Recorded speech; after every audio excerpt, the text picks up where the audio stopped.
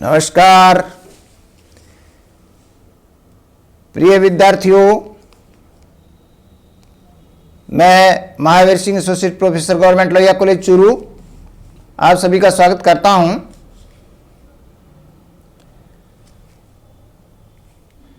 प्रिय विद्यार्थियों, आज के इस चैप्टर में अपन वॉयज अकाउंट से संबंधित सेकंड जो इसका एक एस्पेक्ट है जो बचा हुआ उसको अपन डिस्कस करते हैं। पहले वाली जो पार्ट था जिसके अंदर अपन ने वॉयज अकाउंट बनाया, जिसमें कुछ डेबिट पक्ष की मदें थी, कुछ क्रेडिट पक्ष की मदें थी। क्रेडिट पक्ष में भाड़ा, primase, passage money, passenger fair आदि होते हैं और डेबिट पक्ष में खर्चे होते हैं। और एक सिंपल सी बात थी कि भाई जो यात्राएं करता है वो एक बंदरगाह से दूसरे बंदरगाह पर जाता है और यात्रा पूरी हो जाती है, वापस कभी आता है तो उसकी यात्रा पूरी हो जाती है, कहीं भी वो बीच समुद्र में अटका हुआ नहीं है। फाइनेंशियल ईयर एंड हो जाता है, यात्रा भी पूरी हो जाती है, इसलिए नो प्रॉब्लम।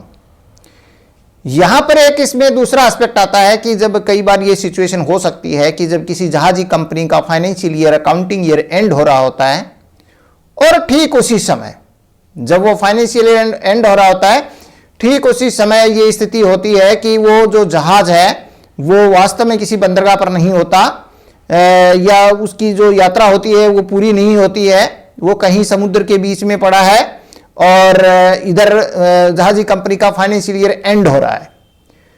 तो अब यहां पर प्रॉब्लम ये आता है कि जब ऐसी जब यात्रा होती है वो पूर्ण नहीं होती है यात्रा, तो उस यात्रा का कितना भाग हम उसका नेट प्रॉफिट में जोड़ें उस फाइनेंशियल ईयर के लिए, यानी उस वॉयज से संबंधित कितना भाग जो है वो उस वर्ष के फाइनेंशियल ईयर के अकाउंट में या अकाउंटिंग ईयर में जोड़ा जाए। ये एक यहां पर एक मुख्य प्रश्न पैदा होता है, क्योंकि जब यात्रा पूरी हो जाती है तब तो ठीक है, बस जो डिफरेंस है वो नेट प्रॉफिट हो गया। लेकिन जब यात्रा पूरी नहीं होती है तो फिर ऐसी स्थिति में जो है वो अपन नेट प्रॉफिट तो कैलकुलेट कर नहीं सकते। तो वो कहता है कि उस प्रॉफिट का कितना जो पार्ट है वो अपन लें जो कि उस डेट तक का है। तो अब यहां पर एक सबसे इंपॉर्टेंट बात है जो आप ध्यान रखने की, वो ये होती है कि जब यात्रा अपूर्ण होती है तो यहां अपूर्ण होने का मतलब क्या है कि जैसे मान लीजिए मुंबई से लंदन यात्रा करते हैं बंदरगाह पर गए, तो वो पहुंच गया बंदरगाह, उसके बाद में वो वापस आ रहा है लंदन से मुंबई की ओर और वो कहीं बीच रास्ते में है और उसी समय फाइनेंशियल ईयर एंड हो रहा है। तो हम जो वापस जो यात्रा आ रहा है वो मान लीजिए मुंबई और लंदन के बीच में कहीं समुद्र में है, बिल्कुल आधी यात्रा उसने पूरी की है।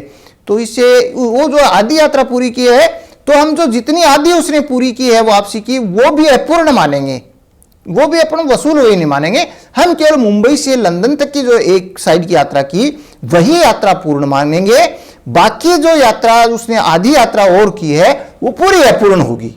अपूर्ण का मतलब यहां पर यह नहीं है कि जो उसने आधी पूरी कर ली वापसी की, बाकी आधी बची हुई है अपूर्ण है। कई बार अपने दिमाग में सेंस हो जाता है कि हमारा अपूर्ण का मतलब ये हो गया कि भाई वो जो बाकी बची वही अपूर्ण है। नहीं, ऐसा नहीं है। अगर उसने 3/4 भी पूरी की है तो भी जो जितनी 3/4 की है वहां तक की पूरी अपूर्ण ही मानी जाती है। जब तक वो गंतव्य पर नहीं पहुंच जाएगा वो पूरी जो यात्रा है वापसी वाली अपूर्ण होती है। तो ये एक बात तो ये आपको ये ध्यान रखना। अब देखिए यहां पर क्या होता है कि जो है वो जितनी भी इस तरीके की यात्रा होती है, तो जैसे आपने कहा कि कितना भाग उसका अपन लेंगे, तो अब मान लीजिए उसने भाड़ा लिख रखा है क्रेडिट पक्ष में, वो तो उसने सारा भाड़ा लिख रखा है, जाने का और आने का पूरी यात्रा का भाड़ा लिख रखा है। तो फिर अपन उस भाड़े में से जो भाड़ा वापिस आने का है, चाहे वो पूरे लंदन से लेकर के मुंबई तक का वापसी का पूरा भाड़ा है, उसमें से मान लीजिए आप कह सकते हैं कि आधी दूरी तो उसने तय कर ली तो केवल आधा ही अपूर्ण मानना चाहिए। नहीं, वो पूरी की पूरी जो वापसी का यात्रा का भाड़ा है वो अपूर्ण माना जाता है, इसलिए उसको वापस डेबिट कर देते हैं। भाड़ा प्लस प्राइमेज जो भी वापसी यात्रा से संबंधित है वो पूरी यात्रा जो बीच में चल रही है, यानी जो रनिंग है, इन प्रोग्रेस है, जो वॉयज इन प्रोग्रेस है, यानी जो चालू है यात्रा, उसका जितना भी भाड़ा बनता है वो वापस डेबिट कर देते हैं। यही बात अपन खर्चों के बारे में करते हैं। खर्चों में भी वैसे आप लोगों को ध्यान है कि खर्चे 3 प्रकार के मुख्य खर्चे होते हैं जो कि डेबिट पक्ष में वॉयज अकाउंट के लिखे जाते हैं। 3 प्रकार के खर्चे कौन से होते हैं? एक ऐसे खर्चे होते हैं जिनका सीधा संबंध भाड़े से होता है। अब ऐसे भाड़े से संबंधित जितने भी खर्चे होते हैं, जैसे भाड़े का बीमा हुआ, भाड़े का बीमा हुआ, दलाली हुई, और इसके अलावा एड्रेस कमीशन हुआ। इनका संबंध सीधा भाड़े से होता है। तो अगर भाड़े से संबंधित कोई खर्चे हैं तो इनको अपन जाने के और आने के जो है वो जैसे अलग अलग अपने को दिखाना चाहिए कि भाई एड्रेस कमीशन जाने का कितना बड़ा और आने का कितना बड़ा एड्रेस कमीशन, वो अपने को डेबिट पक्ष में शो करना चाहिए अलग अलग। क्योंकि जिनका संबंध भाड़े से है तो उस वापस जाने के भाड़े पर कितना बड़ा और आने के भाड़े पर कितना बड़ा, ये दोनों अपने को अलग अलग दिखा देने चाहिए। तो ऐसे ही इंश्योरेंस का और ऐसे ही दलाली का। एक तो बात हुई ये। दूसरे प्रकार के ऐसे खर्चे भी हो सकते हैं जिनका संबंध डेबिट पक्ष में, ऐसे खर्चे भी होते हैं जिनका संबंध अवधि से होता है। जैसे डेप्रिसिएशन के बारे में बता दिया कि भाई मान लीजिए वार्षिक डेप्रिसिएशन दे दिया और यात्रा 2 महीने की है तो अपन 2 महीने का डेप्रिसिएशन लगाएंगे।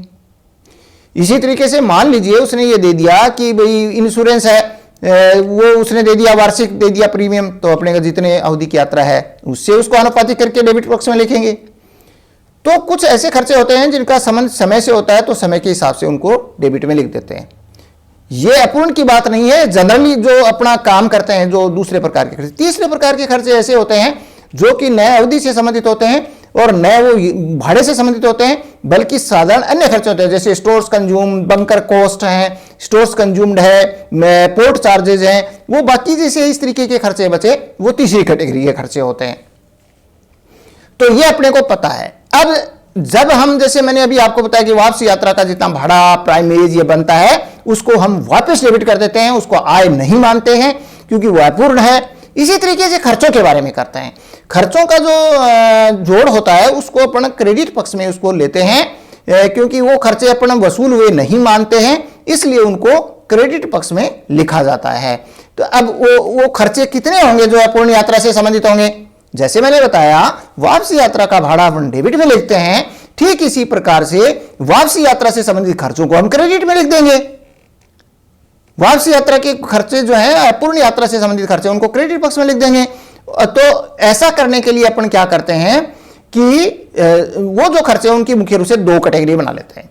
एक ऐसे खर्चे जिनका सीधा संबंध भाड़े से होता है, तो भाड़े वाले जितने भी खर्चे होते हैं उन खर्चों को, जो भाड़े वाले खर्चे होते हैं जिनका संबंध भाड़े से होता है, 3 बताए मैंने आपको, दलाली, एड्रेस कमीशन और भाड़े का बीमा, इनको हम जो ये वापसी यात्रा से रिलेटेड हैं, अगर स्पष्ट पता लग रहा है तो ठीक है, नहीं तो जो वापसी यात्रा का भाड़ा होता है उसके रेशियो में उसको डिवाइड कर देते हैं।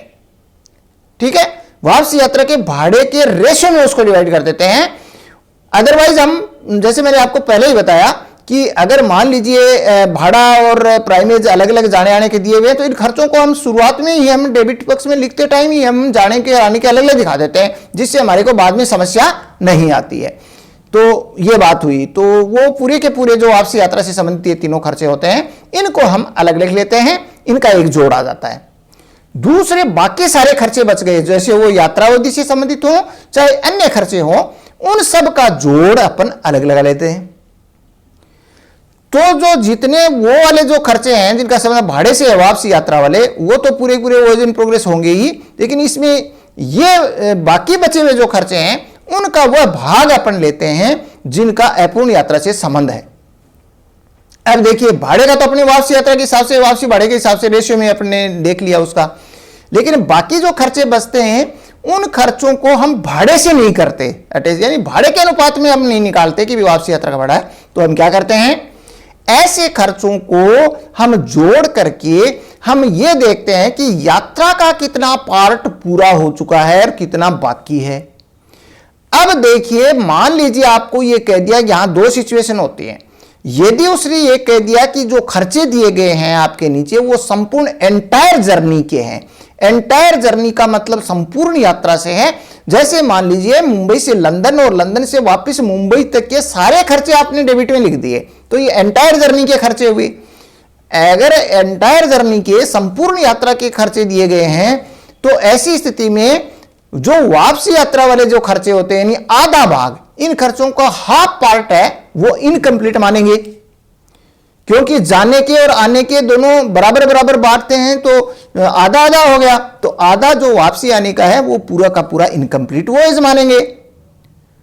और जो भाड़े के वापसी वाले हैं उसमें जो आपने देखा 3, उसके जो अपने राशि जो योग है उसमें इसको जोड़ देंगे तो वो कंप्लीट वॉयज इन प्रोग्रेस हो जाएगा, जिसे हम क्रेडिट साइड में बाई वॉयज इन प्रोग्रेस दिखा देंगे।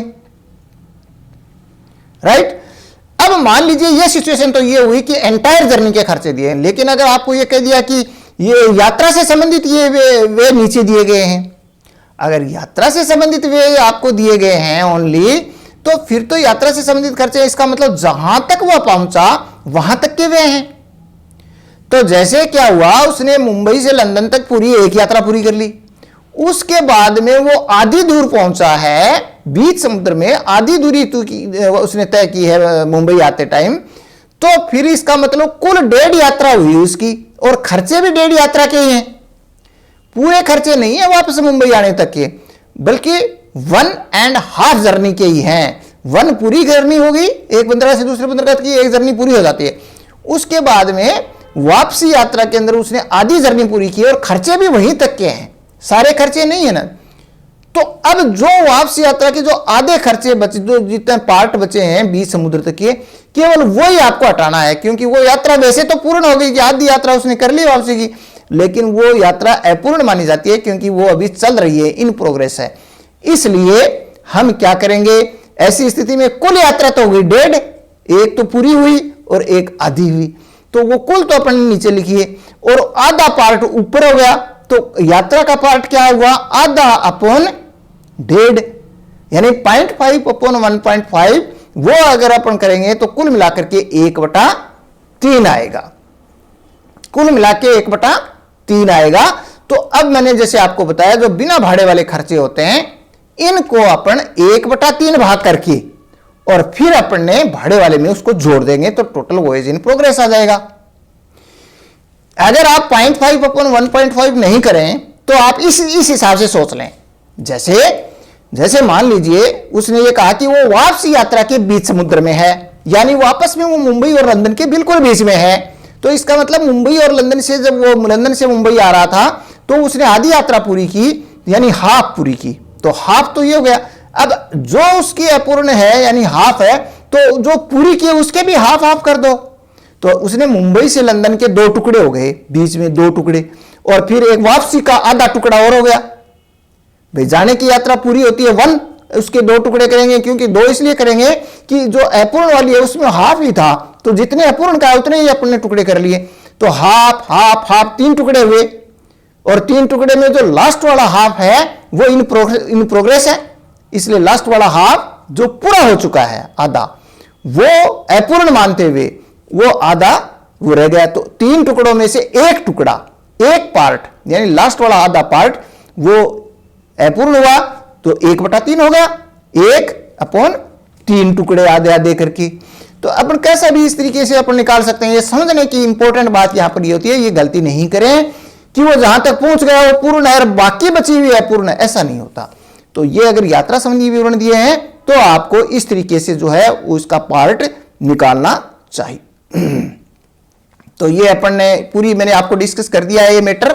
भाड़े संबंधी खर्चों को अलग कर लीजिए, अन्य खर्चों को अलग करके यात्रा के पार्ट के अनुपात में आधा या 1/3 या 4/5 जो भी होता है उसके अनुपात में उसको करके दोनों को जोड़ के अपन वॉयज इन प्रोग्रेस ज्ञात कर लेते हैं और उसको क्रेडिट पक्ष में लिख देते हैं।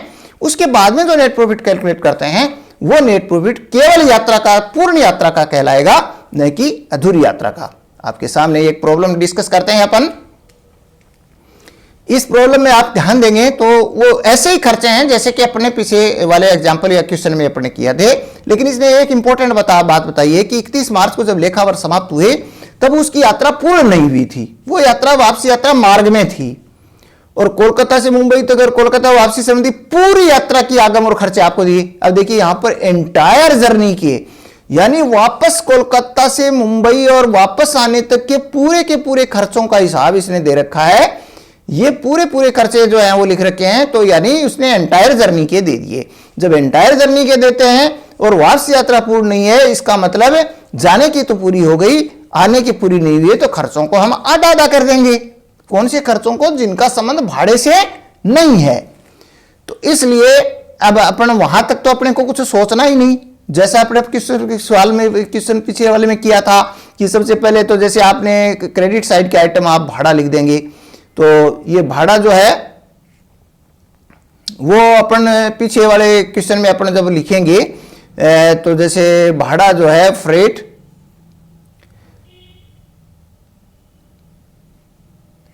ये देखिए ये इसमें दिया है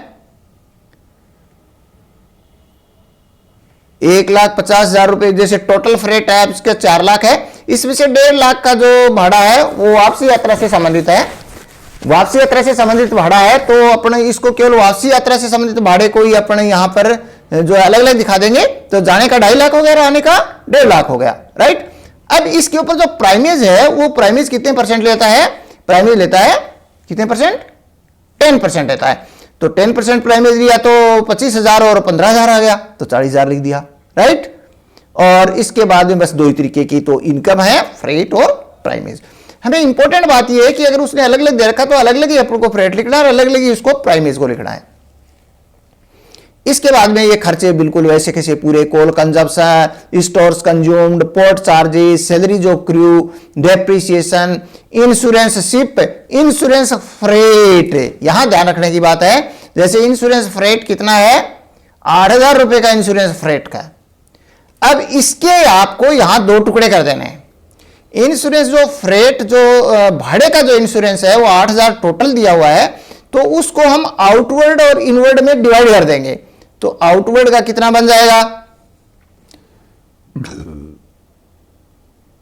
क्योंकि भाड़े की गणना जो होती है वो किस पर होती है, भाड़े की गणना जो है वो जो फ्रेट प्लस प्राइमेज पर होती है, फ्रेट और प्राइमेज पर भाड़े की गणना होती है। तो यहां पर देखिए ये जो 8,000 रुपए जो बताया है इसने फ्रेट का, तो ये 5 और 3,000 मतलब इनका जो रेशियो आएगा ना वो भाड़े के अनुपात में 5 और 3 आ जाएगा, 8,000 रुपये हो जाएगा। क्योंकि जैसे अगर अपने इसको ये जोड़ के रेशियो ले लो चाहे अकेले के ले लो, 2.5 लाख और 1.5 लाख का रेशियो अपन करेंगे तो 5 और 3 का रेशियो आएगा। तो जब एक साथ सामूहिक खर्चा दिया होता है तो इस भाड़े के रेशियो के अंदर अपन डिवाइड कर दिया तो 5 और 3 8,000 हो गए। तो इसलिए अलग अलग दिखा दिए अपने 5,000 और 3,000 रुपए को। और इसके बाद में इंश्योरेंस फ्रेट, फिर प्राइमेज, फिर एड्रेस कमीशन परसेंटेज के रूप में दे दिया आपको। एड्रेस कमीशन दे दिया इसने 5%, राइट, 5% एड्रेस कमीशन दे दिया। तो अब आपको एड्रेस कमीशन में बड़ा ध्यान रखना है। एड्रेस कमीशन मैंने आपको पहले बता दिया था, चाहे ब्रोकरेज हो, चाहे एड्रेस कमीशन हो, चाहे इंश्योरेंस फ्रेट का इंश्योरेंस हो, अगर वो परसेंटेज में दिए हुए हैं, जैसे फ्रेट का इंश्योरेंस इसने परसेंटेज में नहीं दिया था इसलिए हमने भाड़े के रेशियो में इसको डिवाइड कर दिया। लेकिन यदि कोई खर्चा ऐसा जो भाड़े के प्रतिशत के रूप में दिया गया है तो वहां पर आपको भाड़ा और प्राइमेज दोनों को जोड़ के प्रतिशत लेना है। जैसे एड्रेस कमीशन इसने केवल इतना ही कर दिया कि 5% है, तो 5% किसका, 5% इसका, आउटवर्ड का भी और इनवर्ड। तो आउटवर्ड का तो बनेगा 2.5 लाख प्लस 25,000 यानी 2,75,000 का 5% करेंगे तो 13,750 रुपये आ जाएगा। और इनवर्ड का कैसे करेंगे, 1.5 लाख प्लस 15,000 यानी 1,65,000 का 5% करेंगे तो 8,250 रुपये आएगा। यह इंपॉर्टेंट बात है यहां पर जो ध्यान रखने की। आप एक साथ अगर 5% भी करेंगे तो भी फ्रेट प्लस इंश्योरेंस करेगा, फ्रेट प्लस प्राइमेज जोड़ करके करेंगे। ये मैं बार बार आपको कह रहा हूं कि यदि कोई परसेंटेज दी हुई है, चाहे एड्रेस कमीशन की हो, ब्रोकरेज की हो, चाहे भाड़े की बीमा की हो, अगर परसेंटेज में दिया हुआ है तो भाड़े का परसेंटेज जब करते हैं तो अकेले भाड़े का मत कर देना, भाड़ा प्लस प्राइमेज करके उसका परसेंटेज करना है। तो इसलिए अपने आउटवर्ड और इनवर्ड का अलग अलग निकाल लिया, 13,750 और 8,250। और इसके बाद में अब अपने को निकालना, यहां तक का काम तो अपने कर दिया, जो सिंपल जस्ट सिंपल तरीके से अब जो होता है वो कर दिया। अब हमारे सामने चैलेंज आता है वॉइस इन प्रोग्रेस का। कोई चैलेंज वाली बात नहीं है। क्रेडिट पक्ष के अंदर आपके जो भी भाड़ा लिखा हुआ है उसको तो डेबिट में लिखना है और डेबिट में जो खर्चे लिखने हैं उसका पार्ट आपको क्रेडिट में वॉइस इन प्रोग्रेस लिखना है। तो क्रेडिट के अंदर जो भाड़े लिखे हुए हैं वो रिटर्न वाले भाड़ा है 1.5 लाख प्लस 15,000 यानी इनवर्ड का भाड़ा जो वापसी यात्रा पूर्ण नहीं हुई तो इनवर्ड का भाड़ा 1.5 लाख प्लस 15 यानी 1,65,000 रुपए हुआ। तो अपन वॉइस इन प्रोग्रेस 1,65,000 रुपए ये यहां लिखना भूल गए हैं। आप इसको ध्यान कर लेना। 1,65,000 रुपए की ये नीचे मैंने बता दिया आपको कि जो टू वॉइज इन प्रोग्रेस है वो 1,65,000 रुपए की, यहां लिखने से रह गया है, कोई बात नहीं, ये नेट प्रॉफिट भी यहां पर लिखने से रह गया है, तो जो भी आ जाएगा आप कैलकुलेशन कर लेना, उसमें सही आ जाएगा जितना भी आए। तो वॉयज इन प्रोग्रेस जो है वो आपको कितना लिखना है, 1,65,000 रुपए लिखना है। वॉयज इन प्रोग्रेस कितना लिखना है, 1,65,000 रुपए लिखना है। यह तो हुई क्रेडिट पक्ष के आइटम्स की बात। अब अपन आते हैं डेबिट पक्ष के आइटम्स के ऊपर। किस पर आते हैं, डेबिट पक्ष के आइटम्स पर आते हैं। डेबिट पक्ष के अंदर क्या है, जैसे देखिए डेबिट पक्ष के खर्चे जो हैं उनको मैंने कहा कि दो कैटेगरी में आपको यहां डिवाइड करना है। एक तो जिनका संबंध भाड़े से है, वो भाड़े के अंदर भी कौन से, जो वापसी यात्रा के भाड़े से संबंधित है। जैसे देखिए फ्रेट का इंश्योरेंस वापसी यात्रा का 3,000, एड्रेस कमीशन वापसी यात्रा का 8,250, तो 11,250 तो आपका एक आइटम पड़ा भाड़े वाला वापसी यात्रा का, जो अपूर्ण माना जाएगा। दूसरा 11,250, दूसरे बाकी जो खर्चे बच गए, बाकी खर्चे कौन कौन से बच गए, coal consumed, stores consumed, port charges, salaries and of crew, depreciation, insurance of ship, freight नहीं, फ्रेट वाला तो हो गया, इंश्योरेंस ऑफ शिप 20,000 रुपए वाला, बस बाकी एड्रेस कमीशन तो हो गया।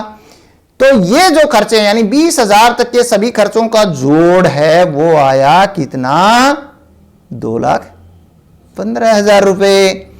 और 2,15,000 रुपए का अब पार्ट करेंगे और वो होगा आधा। मैंने अभी आपको बताया उसने एंटायर जर्नी के खर्चे दे रखे थे, जाने की आने तक के सारे खर्चे आपने डेबिट में लिख दिए, पूरी यात्रा के खर्चे डेबिट में लिख दिए, इसलिए दो यात्राएं हुई, जाने के आने की, आने वाली अपूर्ण, तो आधा आधा कर देंगे 1,07,500, तो 1,07,500 और दूसरा था कितना, दूसरा था 11,250। तो दोनों का जोड़ जो है वो हम क्रेडिट साइड में लिख देंगे, दोनों का जोड़ क्रेडिट साइड में। वॉइज इन प्रोग्रेस यहां पर भी ये लिखने से रह गया है, कोई बात नहीं, मैंने फिर भी आपको नीचे मेंशन कर दिया है। तो ये 1,18,750 रुपए की वॉइज इन प्रोग्रेस होगी, जो कि आपको क्रेडिट पक्ष में लिखनी है।